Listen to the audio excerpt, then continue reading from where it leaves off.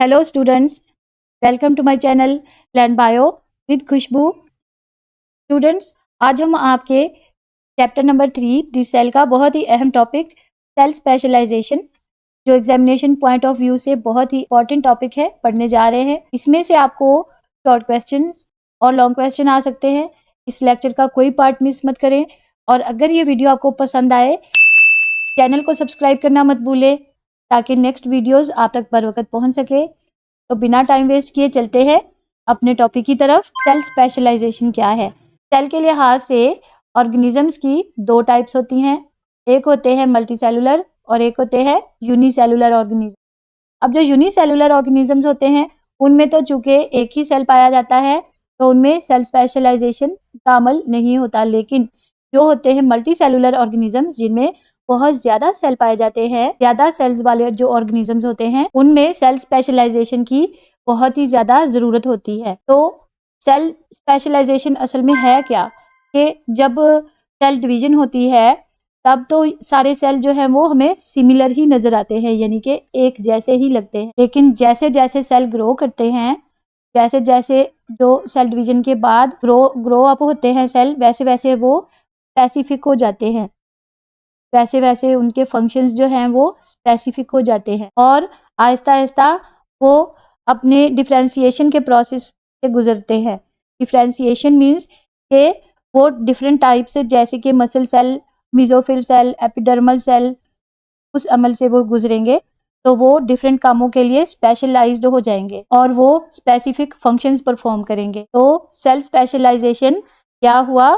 एक special process जिससे गुजर के सेल जो है वो डिसाइड करते हैं कि उनको बड़े होके या उनको मेच्योर होके कौन सा फंक्शन परफॉर्म करना है। अब आते हैं पहला cell, mesophyll cell. Mesophyll cells जो हैं ये स्पेसिफिकली पाए जाते हैं कहाँ? प्लांट्स में। ये ग्रीन सेल्स होते हैं, ये ग्रीन सेल्स होते हैं और ये प्लांट्स में पाए जाते हैं। प्लांट के भी लीफ, क्योंकि प्लांट के जो लीफ है वो ग्रीन होते हैं। अब इनमें ऐसा कौन सा पिगमेंट होता है जो कि इनको ग्रीन रखता है? वो होता है क्लोरोप्लास्ट। ये डायग्राम में आपको एक ऐसा ही मेसोफिल सेल जो है वो दिखाया गया है। ये मेसोफिल सेल है, ये इसकी अपर एपिडर्मिस है, ये वाली मेसोफिल सेल की अपर एपिडर्मिस इसकी यहाँ से यहाँ तक। इसके अंदर आप देखें ये जो ओवल शेप के सेल हैं के ये पाए जाते हैं, जैसे कि इसके ये वाले सेल्स हैं, ये सारे ये वाले सेल, और कुछ आपको इसमें ये सर्कल सेल नजर आ रहे हैं, ये वाले सेल, ये सारे क्या है? मेसोफिल सेल्स है। और ये इसकी क्या है? Lower epidermis. अपर का मतलब हुआ कि ऊपर वाली तह और लोअर का मतलब हुआ कि नीचे वाली तह। अब इसका मेन फंक्शन क्या है? फोटोसिंथेसिस जो है, फोटोसिंथेसिस का प्रोसेस जो है वो इसकी मदद से पौधे परफॉर्म करते हैं, क्योंकि ये लाइट को कैप्चर करते हैं। इनके अंदर एक ग्रीन पिगमेंट पाया जाता है जिसको हम कहते हैं क्लोरोफिल। क्लोरोफिल जो है वो लाइट को अपनी तरफ कैप्चर करेगा और उसको केमिकल एनर्जी में कन्वर्ट करेगा।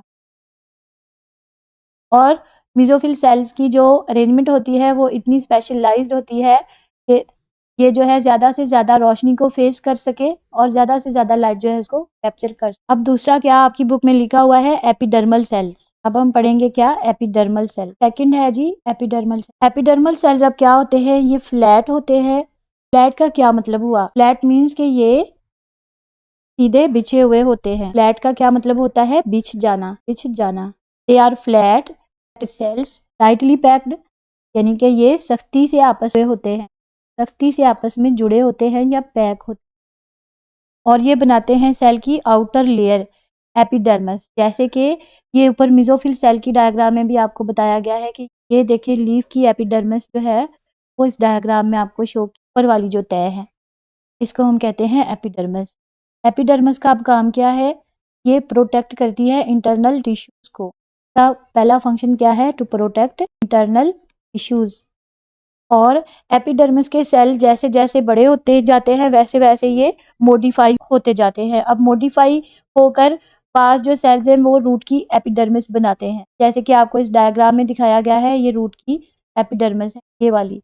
आपने जो आपके घर गाजरें आती हैं तो आप देखते होंगे, या मूलियां आती हैं, उनके ऊपर भी छोटे छोटे ऐसे बाल बाल से लगे होते हैं।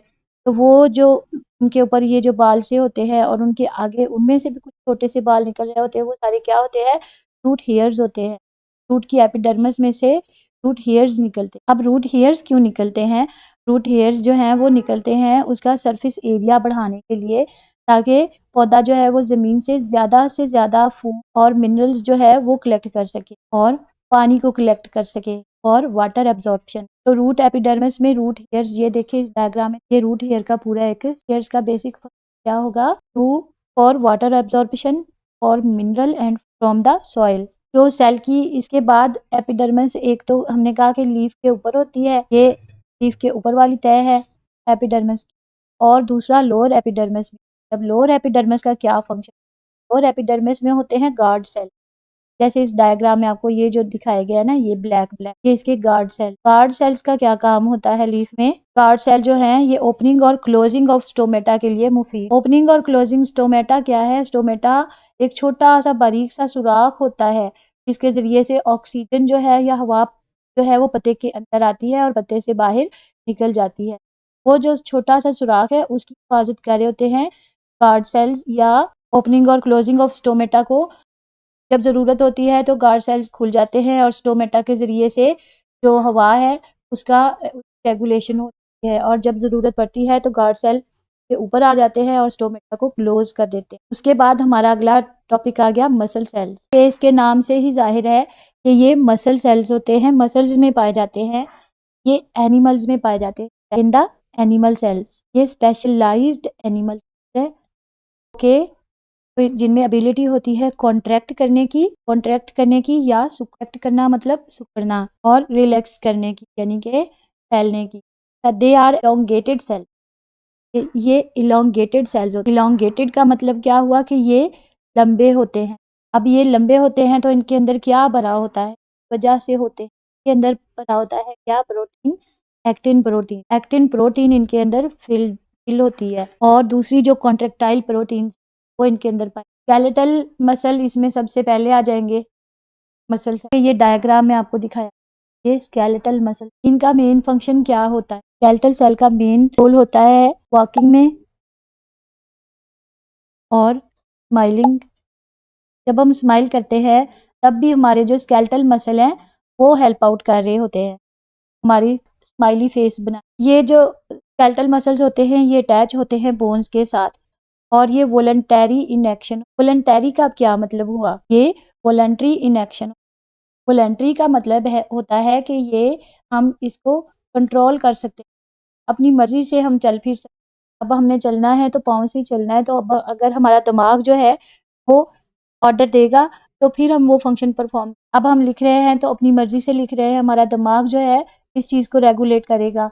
जो शऊरी अमल होता है उसको हम वॉलंटरी एक्शन कहते हैं, या जो अंडर कंट्रोल होता है, under the control of brain, under the control of brain, या शऊरी अमल जो हम अपनी मर्जी से परफॉर्म करते। इसके बाद इसमें एक वर्ड यूज हुआ है कि ये होते हैं स्टीरिएटेड। अब ये स्टीरिएटेड का क्या मतलब? स्टीरिएटेड का मतलब है कि organised arrangement of muscle protein. आप देख सकते हैं स्केलेटल मसल में ऐसे ये बने हो, इस तरह के कुछ तरह के हैं। ये इसमें क्या है? स्टीरिएशंस हैं या लाइट और डार्क। तो ये इस तरह के बैंड इसमें, या इसमें ये स्टीरिएशंस इस वजह से है। ये है organised arrangement of muscle proteins. Muscle protein कुछ इस तरह से इसमें ऑर्गेनाइज की होती हैं कि इसमें इस तरह की धारियां या स्टीरिएशंस जो है वो हमें नजर आती हैं। तो असल में स्टीरिएट का क्या मतलब हुआ? Organised arrangement of muscle protein, यानी मसल प्रोटीन्स जो ऑर्गेनाइज्ड अरेंजमेंट है उसकी वजह से स्टीरिएशंस बनती हैं या लाइट और डार्क बैंड्स बन जाते हैं। लाइट एंड डार्क बैंड्स जाते हैं। उसके बाद आ जाते हैं हम किस पे? कार्डियक मसल्स पे। कार्डियक मसल्स जैसा कि नाम से ही फील हो रहा है कि ये हार्ट के मसल्स। कार्डियक, कार्डियक का क्या मतलब होता है? हार्ट के related muscle. Cardiac muscle cells जो हैं वो ब्रांच्ड होते हैं और स्टीरिएटेड होते हैं। ये मसल्स क्या होते हैं? ब्रांच्ड और स्टीरिएटेड। और इसकी एक और क्या प्रॉपर्टी होती है? ये involuntary inaction plus involuntary. Involuntary का क्या मतलब हुआ? ब्रांच्ड का मतलब कि ये कुछ इस तरह से एक में से दूसरा मसल बन रहा है, दूसरे में से तीसरा, ऐसे निकल रहा है, ब्रांचेस। और बताया मैंने आपको बताया है form of bands, in the form of light and dark bands. Involuntary, पहले मैंने आपको बताया वॉलेंट्री यानी कि शौरी अमल जो कि under the control of brain होता है। अब ये इनवॉलेंट्री इनएक्शन है यानी कि ये लाशऊरी तौर पे होते हैं। तो इनका बस यही काम होता है कि इनमें बस सिकुड़ना है, फैलना। तो जैसे दिल की आपको धड़कन की आवाज़ें आती, इनकी जो कॉन्ट्रैक्शंस हैं वो results in the pumping action of the heart, यानी कि इसके इनवॉलेंट्री होने की वजह से हमारा जो ब्लड है वो पंप होता रहता है throughout the day, throughout the life इंसान के नालियों में। इनवॉलेंट्री इनएक्शन यानी कि गैर शऊरी, not the control of brain. और स्टीरिएशन, ये देखें इसके अंदर लाइट और डार्क आपको कुछ बैंड से नजर आ रहे होंगे। Arrangement of the organised arrangement of the muscle protein. इसके बाद आ जाते हैं हम स्मूथ मसल्स। स्मूथ मसल्स जैसा कि इनके नाम से ही जाहिर हो रहा है कि ये बहुत ही ज़्यादा सॉफ्ट होंगे, ये स्पिंडल शेप्ड होते हैं और ये नॉन सीरिएटेड होते हैं। और ये इनवॉलेंट्री स्मूथ मसल्स क्या होते हैं, पहली इनकी प्रॉपर्टी क्या है, नॉन स्टीरिएटेड होते हैं। सेकंड इनका फंक्शन क्या है, इनवॉलेंट्री होते हैं, इनवॉलेंट्री। और थर्ड इनका क्या है कि ये नॉन ब्रांच्ड या अनब्रांच्ड आप इसको। और ये इनकी शेप क्या होती है, दे आर स्पिंडल शेप। ये देखिए जैसे यहाँ के स्पिंडल शेप क्या होते हैं। स्मूथ मसल्स अब पाए कहाँ जाते हैं, एलिमेंट्री कैनाल में। ये देखें यहाँ पे आपको दिखाया गया है आपकी बुक में, ये डायग्राम देखें जरा, ये क्या है, एलिमेंट्री कैनाल है। ये पाए जाते हैं एलिमेंट्री कैनाल में और ब्लड वेसल्स में। They are found in alimentary canals plus blood vessel. उसके बाद आ जाते हैं जी न्यूरॉन्स पे। न्यूरॉन्स की आपको डायग्राम दिखाई हुई है यहाँ पे, आप स्क्रीन में देखें, ये न्यूरॉन की डायग्राम है। न्यूरॉन जो हैं ये यूनिक इन स्ट्रक्चर होते हैं, ये स्पेशलाइज्ड सेल होते हैं किसके, नर्वस सिस्टम के। They are responsible for transmitting messages throughout the body, यानी कि पूरे जिस्म में मैसेज ट्रांसफर करेंगे। मसलन अगर हमें गर्मी लग रही है तो वो भी हमें न्यूरॉन्स ने हमारे ब्रेन तक जो है वो मैसेज भेजना है। अगर हमें ठंड लग रही है तो वो भी हमारे ब्रेन तक ये रिस्पॉन्सिबल होती हैं messages for the transmission of message through out the body. तो ये फंक्शन परफॉर्म करने के लिए इनका एक यूनिक सा स्ट्रक्चर होता है, जैसा कि ये आपको इस डायग्राम में दिखाया गया है। इनका बड़ा यूनिक सा एक न्यूरॉन्स का। इसमें आप देखें, इसमें सेल बॉडी होती है। आपको 8 क्लास में भी बताया गया है सेल बॉडी जो है वो ये वाला हिस्सा सेल बॉडी का। सेल बॉडी में एक न्यूक्लियस पाया गया है, ये देखें। और सेल बॉडी में क्या है, साइटोप्लाज्म है न्यूक्लियस के इर्द गिर्द। और इसकी सेल बॉडी से ओरिजिनेट होते हैं क्या, डेंड्राइट्स। ये आपको डायग्राम में ये देखिए, ये कुछ तरह से सेल बॉडी है। यहाँ से इसकी ये जो एक्सटेंशन है ना, इसमें से ये चीज़ें जो इसकी ये कहलाती हैं डेंड्राइट। और इस पर ये चीज़ न्यूक्लियस, और न्यूक्लियस के साथ ये इसका साइटोप्लाज्म, ये चीज़ क्या है, डेंड्राइट। और ये इसका प्लाज्म, ये इसके अंदर, इसमें 2 तरह की साइटोप्लाज्मिक एक्सटेंशन हैं। एक आपको दिखाई है कि डेंड्राइट, और दूसरी इसमें साइटोप्लाज्मिक एक्सटेंशन कौन सी है, एक्सॉन। ये इसमें ये सेकंड एक्सटेंशन। एक्सॉन्स जो होते हैं ये इसकी लॉन्गर एक्सटेंशन है और ये नर्व इंपल्सेस को सेल बॉडी से दूर लेकर जाते हैं। एक्सॉन का अब क्या काम है, ये नर्व इंपल्स को सेल बॉडी से दूर ले जाते हैं, carry nerve impulse from cell body. उसके बाद आ जाता है हमारा आरबीसीज। आरबीसीज जो हैं आपको पता है एक्चुअली रेड ब्लड सेल्स होते हैं। आरबीसीज पाए कहाँ जाते हैं, ये पाए जाते हैं हमारी ब्लड वेसल्स में। आरबीसीज क्या होते हैं, मैंने कहा ये होते हैं रेड ब्लड सेल्स, या इनको हम कहते हैं एरिथ्रोसाइट। ये होते हैं ब्लड सेल्स, ये कैरी करते हैं ऑक्सीजन को लंग्स से बॉडी टिश्यूज में।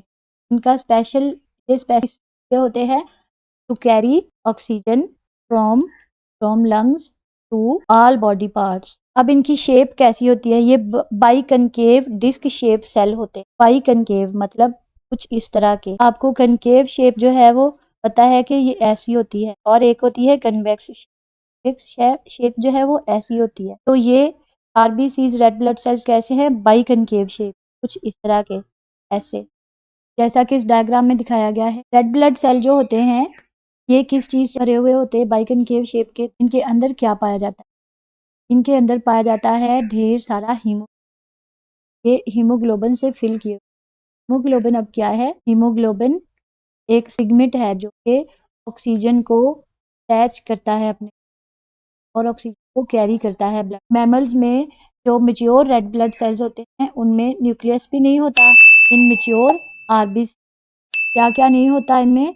न्यूक्लियस नहीं होता, माइटोकॉन्ड्रिया नहीं होता और endoplasmic nucleus absent, endoplasmic reticulum नहीं होता और इसके अलावा माइटोकॉन्ड्रिया भी पाया जाता।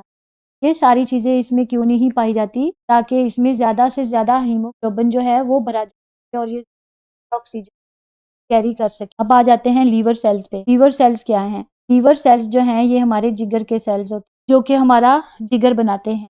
इनको हम हिपैटोसाइट्स भी कहते हैं। Liver cells are also called hepatocytes, यानी कि हमारे जिगर के cell.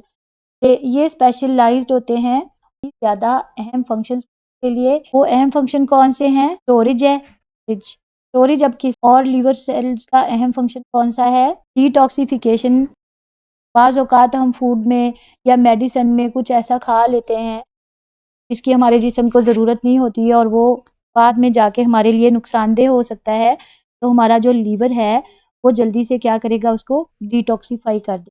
Production of clotting proteins of the blood. Third इसका फंक्शन क्या है? ये क्लॉटिंग प्रोटीन्स बनाता है। क्लॉटिंग प्रोटीन्स क्या होती हैं?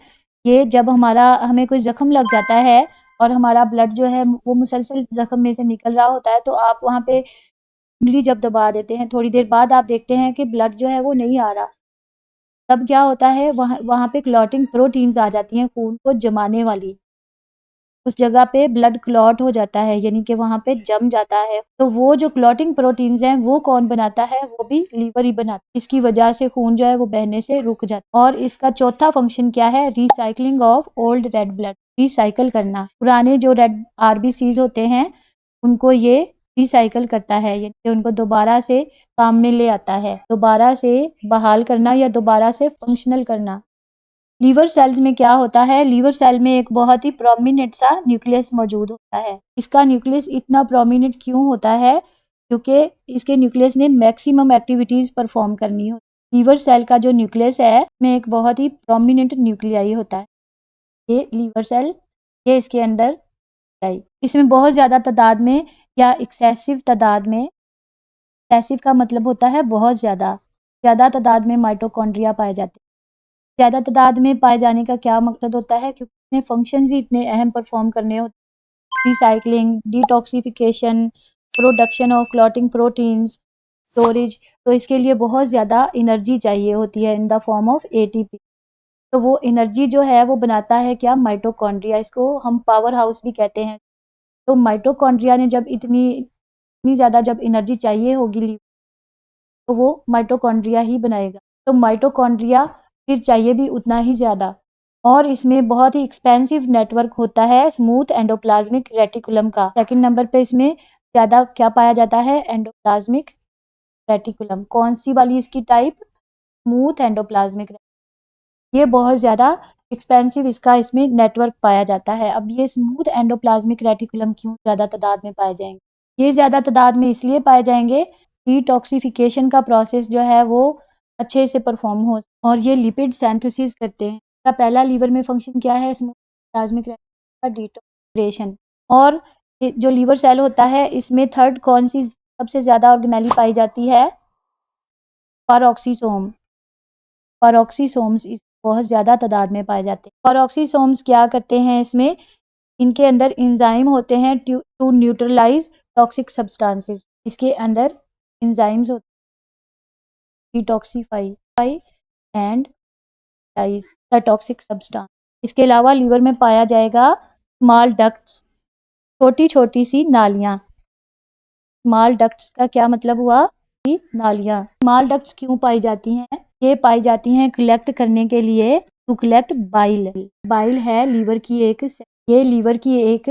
सेक्रीशन है जो कि ये जो स्मॉल डक्ट्स हैं ये कलेक्ट करती हैं लीवर में से बाइल, और या फिर इनको हम स्मॉल डक्ट्स या फिर बाइल डक्ट्स भी।